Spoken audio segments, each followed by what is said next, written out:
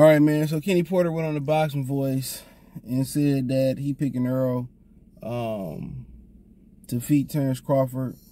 And I seen like he gave a couple reasons. He talked about how Errol blew up in weight and all that. And we're gonna talk about, it's kind of seemed like a PBC agenda to trying to sway the fans away from this fight, right?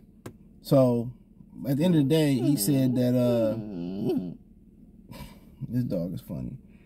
He said that Errol Spence he blows up fight night to over a super middleweight, right?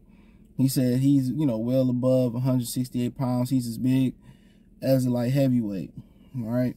And that's the number one reason why he beats Terence Crawford. Now, I didn't see him Crawford after he beat Undango. He was walking around at 180. Don't forget, Mikey Garcia, at one point in time, he was walking around at 177. So, like I said before, when I look at Errol Spence, do I see him look that big? And I've never been up close and personal with Errol Spence, so I can't say. But what I can say is, to me, he not the biggest welterweight I've seen at all. And that's probably why I don't really look at them being that big. They're around the same height, same reach, do I really think like how big he is looking up on Fight Night? Him and Ugas look pretty much the same size. He probably a little bigger. I just can't really think. But man, I grew up watching Paul Williams. You know what I'm saying? Antonio Margarito.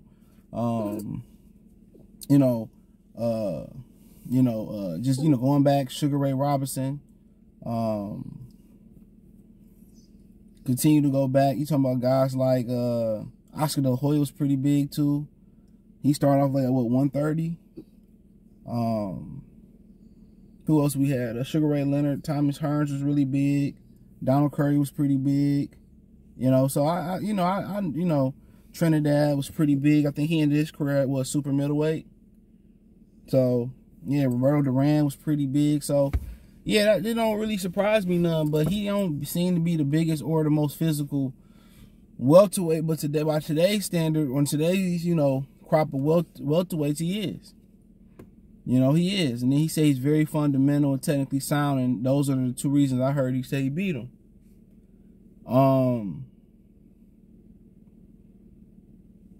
I really don't see him being as technically sound as they say. When I think technical, you think technicians like Floyd Mayweather, Bernard Hopkins, Andre Ward. I don't see him being in that technical realm. Now, I'm not saying he's not technical. I'm not saying that. But I don't see him being in that technical realm. He square up too much. He make a lot of mistakes. A lot of mistakes fundamental fighters don't continue to make. Or technicians continue to make. He square up a ton. You know what I'm saying? And then once you take his jab away, it's nothing behind that. He don't have the best hook in the game, but Kenny say he's just way too big. And that could be the case come fight night. But one thing, two fighters I'm gonna bet on every time to be able to fight bigger fighters is Usyk and Terence Crawford. Because people don't understand, they know how to leverage bigger fighters. They know how to take away center of gravity. Go watch Usyk versus Joe Joyce, in the pro-ams. Go watch that. Look at Jeff Horn, was supposed to be so much bigger than Terence Crawford in his welterweight debut. Think about that for a minute. He's supposed to be so much bigger than Terence Crawford in his welterweight debut. He's another dude who blew up to humongous size. He handled them with ease. Once you know how to fight bigger fighters and leverage them, it don't really matter no more. It don't. Crawford know how to drop his weight, and that's the Usyk, I think, wrestle too. They know how to drop their weight when they try to lean on them. They know how to fight bigger and taller fighters. They understand how they work and how they click. You just see the way, if you see the way they leveraging them, it's a thing of beauty. And When you know how to fight bigger guys, you know what I'm saying? And then you got to think about it. They ain't asked for no catch weights like Pacquiao. They ain't asked for no rehydration clause to our knowledge like Pacquiao. So they literally beat them as they come. It's not like Crawford, to my knowledge, is negotiating the catch weight or rehydration clause.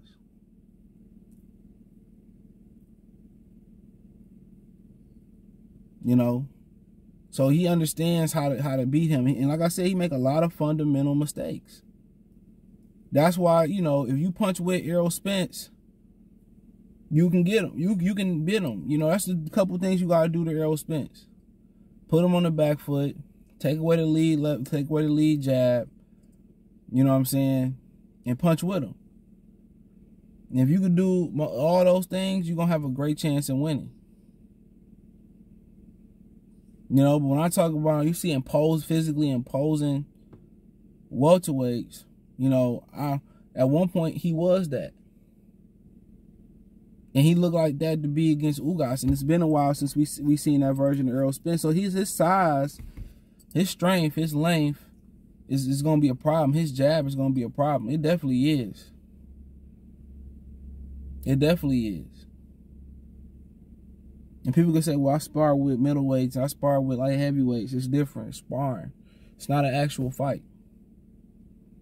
You spar to work. So it'll be interesting to see. It's interesting because, you know, Kenny Word is his word. It's solid. You know, people say, well, Sean used to be a fucking light heavyweight too, so he was a bigger guy. He was a bigger guy. But that definitely can be a problem. But also, when you rehydrate that high, you put on that amount of weight, it has its cons too. It has its cons too. You a step slower. You sluggish. So you get into the fights with those type of dudes that put all that weight on the next day, you usually got a speed advantage. You know what I'm saying? And you usually can come out to a hot start against those guys too. But you usually gonna have some type of speed advantage. Because when you put that amount of weight on, you put that amount of weight on to take the punishment and impose your will. That's when you usually put, my bad. Hold on. That's usually why you put that amount of weight on.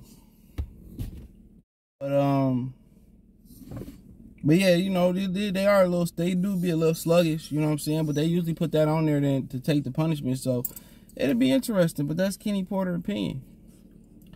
He trained him, he trained with him. He doing the most. Why don't you go take a cat nap? But yeah, I mean, that is what it is. But yeah, I mean, so all their opinions and stuff, but it just seemed like PBC trying to lay the groundwork for a duck. It's like they put a memo out. And they said, well, y'all got to pick, you know, Terence, Errol Spence, and you got Jamel Charlo. Came out, he saying who Crawford fought, and Crawford couldn't even beat Lubin. It sounded like they trying to lay a groundwork for a duck. And my thing is, we could have just did that from the beginning, and we all could have moved on. They never wanted that fight. Even if Errol Spence win, it don't change the fact that they never wanted that fight.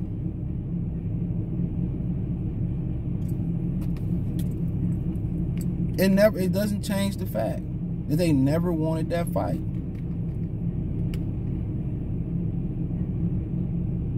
It doesn't.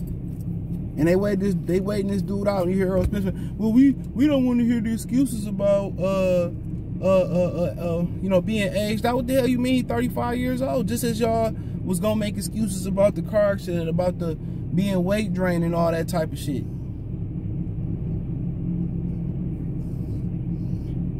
Just as y'all was gonna make them excuses about all that type of stuff. And it sounds like they about to lay the groundwork for a duck. Even though you hear that they gonna make this fight next year. It sounds like they laying the groundwork for a duck.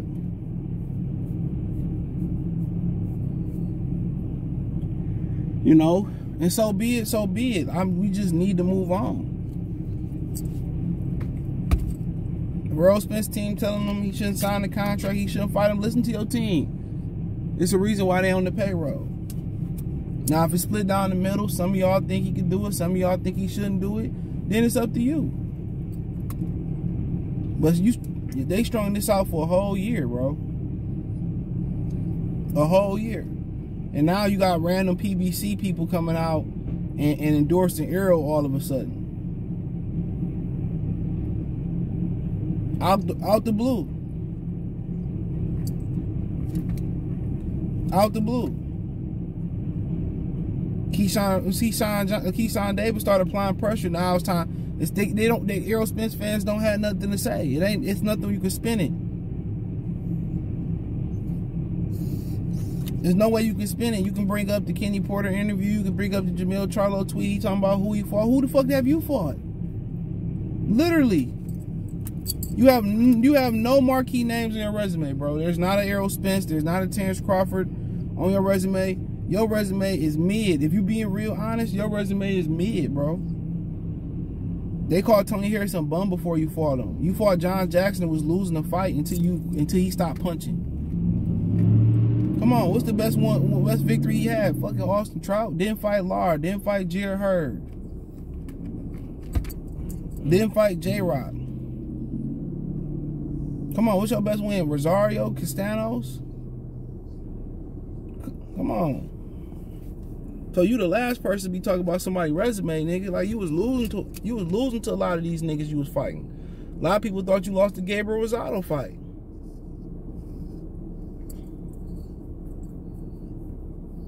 So that's crazy to me. All of a sudden now it's just random attack bug character shit. If I ain't fought nobody, then hey, that's an easy fight. For you, Errol looking like food out here, dude. And ain't nothing Jamil, ain't nothing Kenny Porter can do about it. Only person that can do something about it is Errol Spence. And he lucky Crawford ain't the type of nigga that apply real pressure on his ass. He lucky Terence Crawford ain't the type of nigga that do the Mr. T on his ass. But that is what it is. Let me know what you girls and guys think. Thumbs up the video, share the video, subscribe to the channel. And subscribe button is the bell icon button. Hit all notifications, increase your chance of notifications. We go live and drop video. Financially want to support the channel. Cash App, $sign CJ Good 313, Venmo CJ Good 313, PayPal link in the description. Hit the link tree. You can find me on Twitch, Twitter, Instagram, Spotify, Anchor, Cash App, Venmo, PayPal. All in the link tree. The first link in the description. Peace.